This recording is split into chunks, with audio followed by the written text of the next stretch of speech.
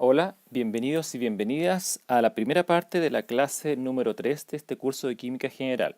Hoy les hablaré de las medidas de la materia. Pongan un momento atención a las imágenes que les presento y piensen qué tienen en común o qué tienen de distinto. Pausen el video y luego vuelvan a ver lo que yo les voy a contar.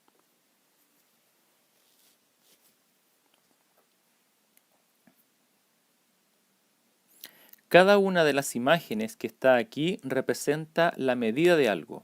Esto representa la aprobación de nuestro presidente en el mes de mayo de 2018, en donde lo verde aprueba y lo azul desaprueba. Aquí al parecer la princesa Leia con una wincha va a medirle algo al Stormtrooper. La encuesta Academ es una de las encuestas más conocidas para medir la percepción que tiene la gente sobre la política chilena. Esto es la medición del desempeño de los estudiantes en 3 test distintos y aquí hay dos plataformas que se utilizan mucho hoy en día como son Instagram y Twitter, en donde también se nos mide a nosotros por los likes que acumulamos, o en el caso de Instagram por los corazones. Entonces, no solo se mide algo que al parecer no nos atañe, sino que a nosotros también siempre nos están midiendo a través de tipo de encuestas, nos miden por nuestro rendimiento en la universidad, nos miden por si les gusta o no lo que publicamos en nuestras redes sociales, de modo que medir es un acto muy importante hoy en día, sobre todo en química. Si uno quiere saber por qué un fenómeno físico o químico está ocurriendo en la naturaleza, tiene que reproducirlo en un laboratorio y para eso entonces necesita de instrumentos y de medidas que sean certeras, porque por ejemplo, para saber si es que el agua líquida que tengo contenido en un recipiente, al evaporarse, se conserva y sigue siendo la misma agua, pero en estado gaseoso. Quien introdujo eso por primera vez en la química fue Antoine Lavoisier. A él se le ocurrió por esos tiempos en Francia en usar una balanza para medir esto y poder reproducir los fenómenos que estaban en la naturaleza en un laboratorio. Ahora quiero que miren estas 3 imágenes que están en distintos países como son Estados Unidos, Chile y España y vean qué es lo que tienen en común y qué es lo que tienen de distinto. Pausen el video y luego vean la respuesta que les voy a dar.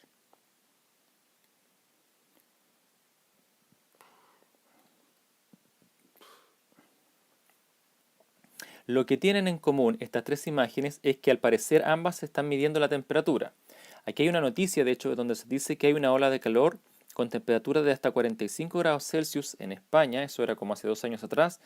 Cuando yo medí la temperatura en mi teléfono en Concepción habían 14 grados, y acá al parecer también se está entregando un pronóstico del tiempo en el canal Univisión, pero no aparece en qué escala está la temperatura. Bueno, les debo decir que en este caso la temperatura está en grados Fahrenheit y en este caso está en grados Celsius. Pero aún así, tanto en esta como esta y en esta imagen están mal escritas las unidades de la temperatura.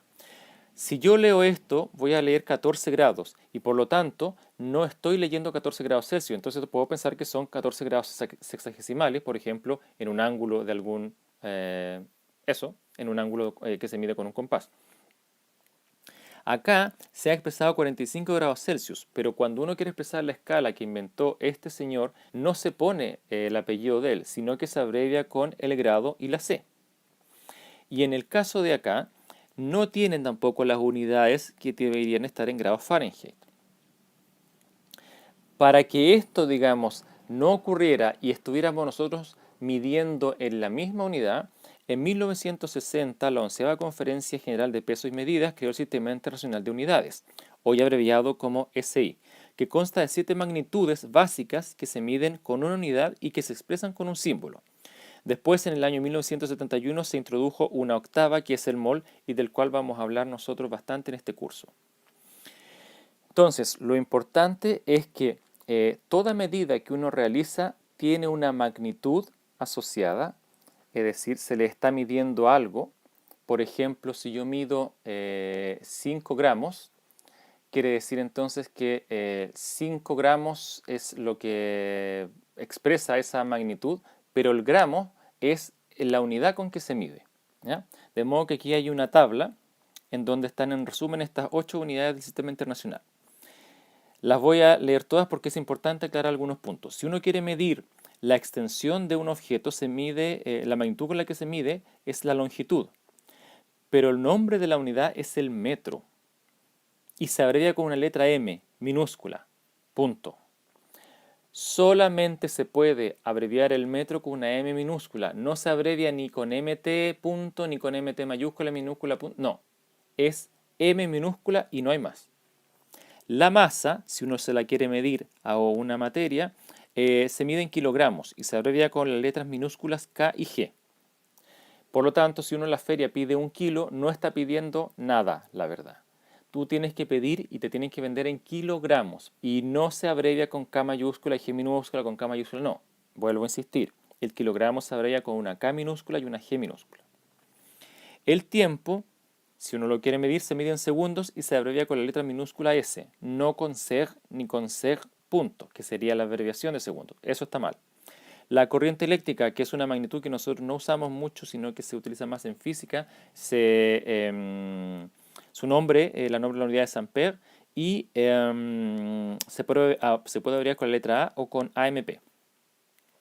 La temperatura, que se mide en Kelvin, se abrevia con la letra K, y de hecho, si se fijan, no tiene el grado como tiene el Celsius y como tiene el Fahrenheit. Así es que, vuelvo a insistir, Kelvin solo se abrevia con una K mayúscula, nada más. La intensidad luminosa, que se puede medir en candela y también es una propiedad que se utiliza más en física, utiliza el símbolo CD. Y la cantidad de sustancia, que es algo que nosotros vamos a ver mucho en este curso, se mide en mol y su símbolo es el mol, que es siempre MOL minúscula, nada más. Por lo tanto, lo que yo les voy a exigir es que de ahora en adelante ustedes respeten estas simbologías. Cada vez que hagan un ejercicio, yo quiero que ustedes se fijen en esto y después, si alguien lo hace mal, corríjanle, por favor. Porque es la única forma que tenemos entonces de que la gente no cometa los errores y use el sistema internacional. Lo que yo voy a hacer ahora entonces es mostrarle algunas definiciones de unas magnitudes junto con su unidad. La magnitud con su respectiva medida, la verdad que les propongo analizar, son 4, para que ustedes vean al nivel de especificidad que se ha tenido que llegar para describir lo que realmente quieren describir. Por ejemplo, longitud es la magnitud física que expresa la distancia entre dos puntos y cuya unidad en el sistema internacional es el metro. Pero ahora, ¿cómo definen metro? Metro es la longitud igual a 1.650.763,73 longitudes de onda en el vacío de la radiación correspondiente a la transición entre los niveles 2p10 y 5d5 del átomo de Krypton 86. Es decir, esa cantidad de longitudes de onda entre esos dos niveles de energía da exactamente 1 metro. Claro que para poder entender eso tenemos que saber qué es lo que es longitud de onda y qué son los niveles de energía, cosa que justamente nosotros vamos a conocer más adelante en el curso. Ahora, la masa se define como la magnitud física que expresa la cantidad de materia de un cuerpo medida por la inercia de este, que determina la aceleración producida por una fuerza que actúa sobre él y cuya unidad en el sistema internacional es el kilogramo. Vean ustedes ahora cómo definen kilogramo, que hasta hace 2 años atrás, me parece, estaba definida como un peso que estaba guardado en una caja de vidrio en el pabellón de medidas de Betrel en París. Y hoy se ha cambiado la definición y se define así. Kilogramo se define asignando el valor numérico fijo de 6,626.070.040 por 10 a la menos 34 a la constante de Planck, H, cuando ésta se expresa en unidad de Joule segundo, que es igual a kilogramo metro cuadrado segundo a la menos 1, donde el metro y el segundo están definidos en términos de la velocidad de la luz y la variación de la frecuencia C sub S. Es decir, ¿qué es un kilogramo al final? ¿Ah? Bueno, la cuestión es que si uno de esta constante que está en estas unidades, pero que este Joule se puede expresar, la verdad, en ciertas unidades que al multiplicar la puesta de segundo nos da esto, es decir, kilogramos, metros cuadrados, segundo a la una, y despejan ustedes de aquí el kilogramo, les va a dar exactamente 1 kilogramo. Entonces ese es el nivel de sofisticación a lo que se ha tenido que llegar para definir el kilogramo y que nadie lo pueda refutar y si hay kilogramo aquí y en la quebrada del ají. Sigo con el tiempo, que es la magnitud física que permite ordenar la secuencia de los sucesos, estableciendo un pasado, un presente y un futuro, y cuya unidad en el sistema internacional es el segundo. El segundo se define como la duración de 9.192.631.770 periodos de la radiación correspondiente a la transición entre los dos niveles hiperfinos del estado fundamental del átomo de cesio 133. Nuevamente hay que saber qué significan los niveles hiperfinos. Y finalmente, la temperatura es la magnitud física que expresa el grado o nivel de calor de los cuerpos o del ambiente, cuya unidad en el sistema internacional es el Kelvin. Y el Kelvin se define como la fracción de un 273,15avo de la temperatura termodinámica del punto triple del agua, cosa que también vamos a conocer.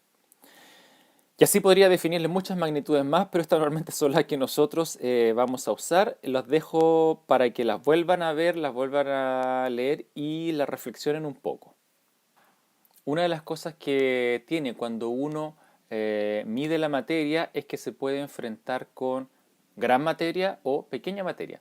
Por lo tanto, aparece un fenómeno, que es decir, cómo puedo expresar una cantidad grande de materia y cómo puedo expresar una cantidad pequeña de materia. Porque yo puedo medir una tonelada y transformarla en gramos, que son 1 por 10 a la 6 gramos, pero eso es una cantidad, digamos, muy grande en gramos. Entonces probablemente nos quedaría bien usarla en kilogramos y a lo mejor se reduce más el número. Para eso también el sistema internacional lo que ha ideado son prefijos, indicando entonces a cuánto es la magnitud que corresponde ese número. Es decir, por cuánto está amplificado o por cuánto está simplificado. ¿Qué quiero decir con esto? Es posible que ustedes tengan una unidad, como por ejemplo esta, 1, y tener en vez de la unidad un décimo de esa unidad. 1 partido por 10 es lo mismo que escribir 1 por 10 a la menos 1. Aquí para efectos de simplificación en la notación científica no hemos puesto 1 por 10, sino que 10 a la menos 1.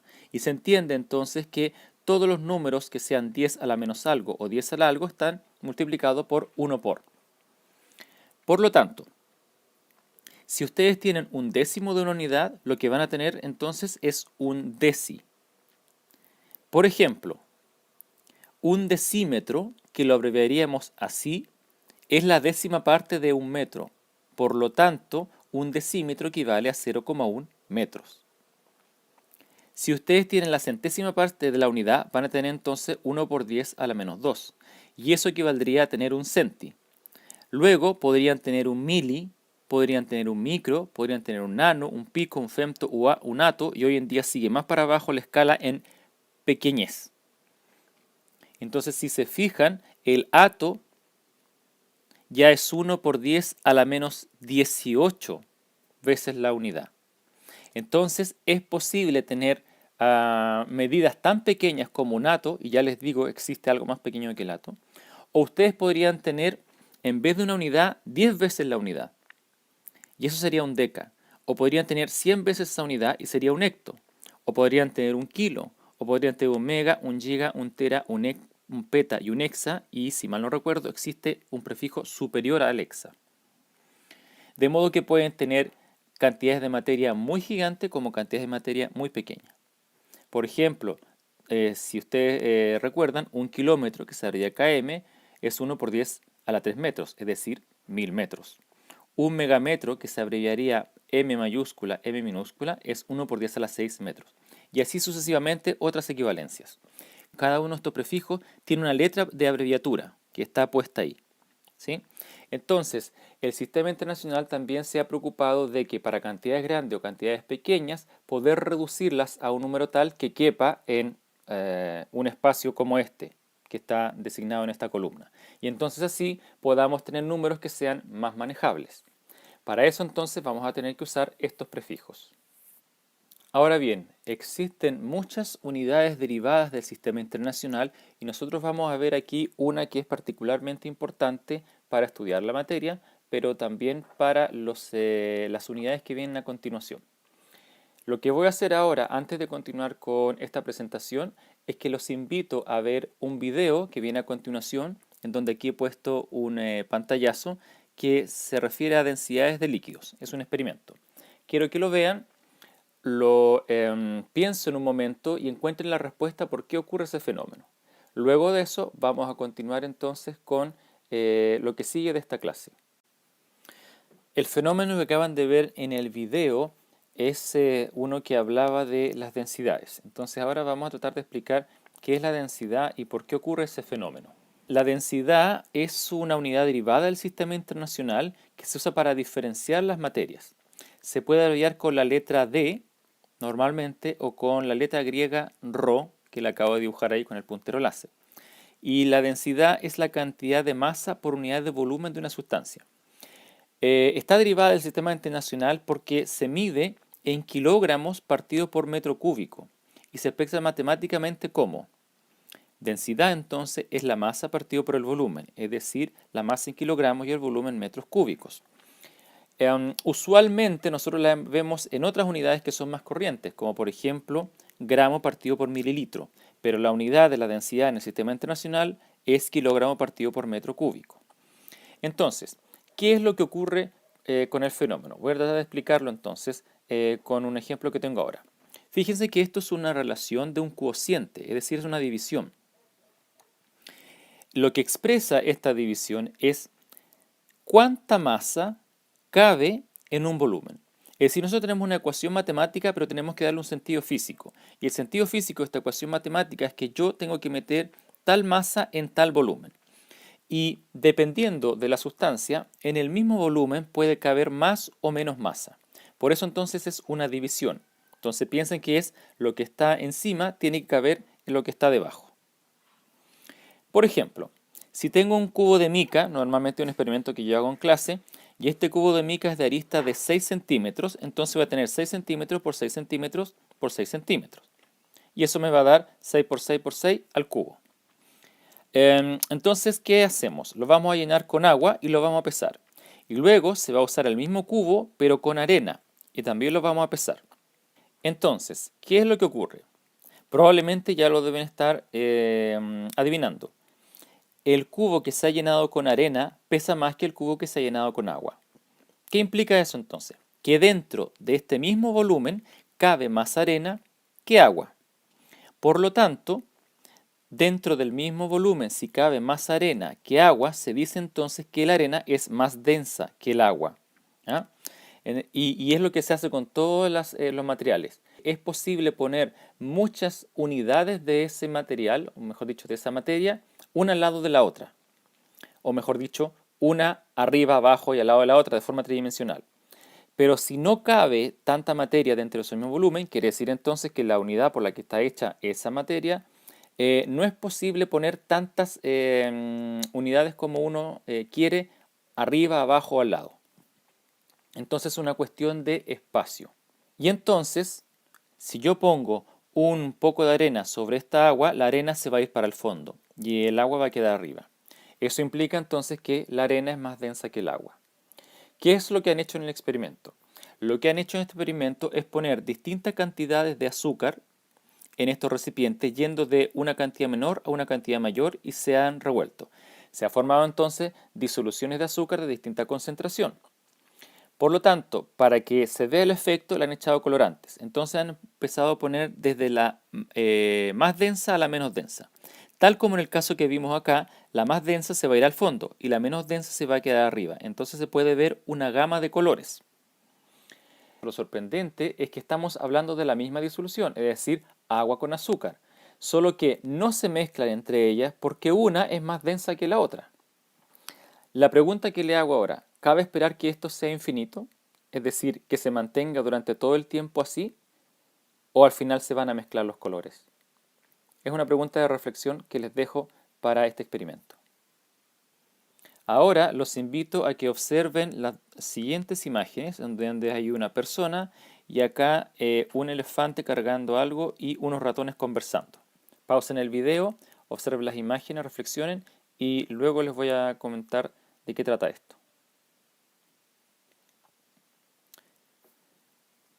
En el dibujo de acá, de la izquierda, lo que se puede observar es a una persona que no entiende lo que tiene en la mano. Al parecer es un instrumento de medición como una regla, pero si se fijan, va de 1, 2, 3 a 4 y entre 4 y 5 hay más distancia que 3 y 4.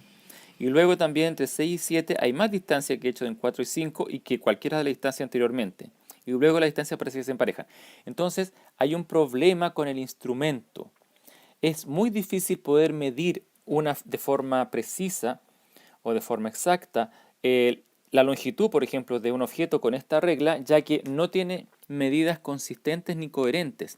Por lo tanto, cada vez que uno vaya a medir algo, ocurre que hay un problema con el instrumento.